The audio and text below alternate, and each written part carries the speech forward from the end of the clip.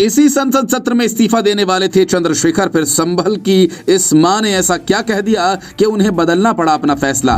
Phone पर हुई बात, मां ने सुनाया दुखड़ा और रोने लगे चंद्रशेखर। तुरंत दिल्ली में बुलाई अपने नेताओं की मीटिंग और कर दिया बड़ा ऐलान। पुलिस ने रोका, योगी ने टोका, संसद में नहीं उठाने देंगे आवाज। फिर भी संभल के लोगों से जुड़े रहे चंद्रशेखर आजाद। अब होगा बड़ा आंदोलन। उत्तर प्रदेश में उपचुनाव के बाद नोएडा में बैठकर चंद्रशेखर आजाद ने ऐलान किया था कि वो संसद से इस्तीफा दे देंगे, लेकिन संभल की घटना के बाद अब ऐसा क्या हुआ कि उन्होंने अपना मन बदल दिया और अब वो इस्तीफा नहीं देने वाले। इसके पीछे संभल की एक मां है जिसने पत्थर जैसे दिखने वाले चंद्रशेखर आजाद को मोम की तरह पिघला दिया और 1 मिनट में वो समझा दिया जो 1 हफ्ते में पूरी आजाद समाज पार्टी नहीं समझ पाई। नोएडा के भिकनपुर में एक दलित की जान ले ली गई, पूरा परिवार उजड़ गया। पुलिस ने FIR तक नहीं दी, जिससे दुखी होकर चंद्रशेखर आजाद ने ऐलान कर दिया कि अगर उनके होते हुए दलित भाइयों पर ऐसा अत्याचार होता रहा और वो उनकी आवाज नहीं उठा पा रहे हैं तो ऐसी सांसदी को वो लात मारते हैं। 25 नवंबर को संसद सत्र शुरू हुआ और सबको लगा कि जैसे ही चंद्रशेखर आजाद को बोलने का मौका मिलेगा वो भिकनपुर का मुद्दा उठाएंगे और अगर संसद में भी उन्हें नहीं बोलने दिया गया तो वो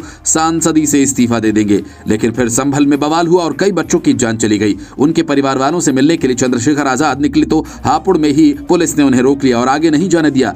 वहां उनकी बात एक बच्चे की मां से हुई जो नाबालिग था और सामान लेने घर से बाहर निकला था। उसकी मां का आरोप था कि उसे पुलिस ने बिना वजह गोली का शिकार बना दिया।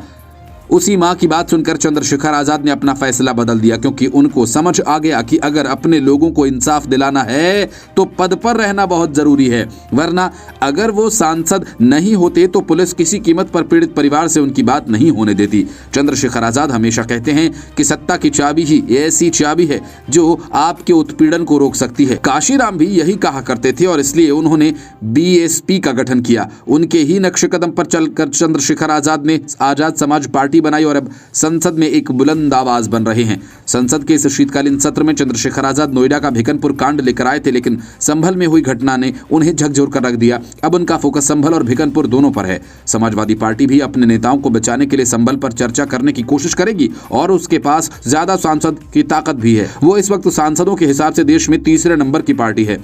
असदुद्दीन ओवैसी ने पहले ही संसद में नोटिस देकर संभल पर चर्चा की मांग कर दी थी।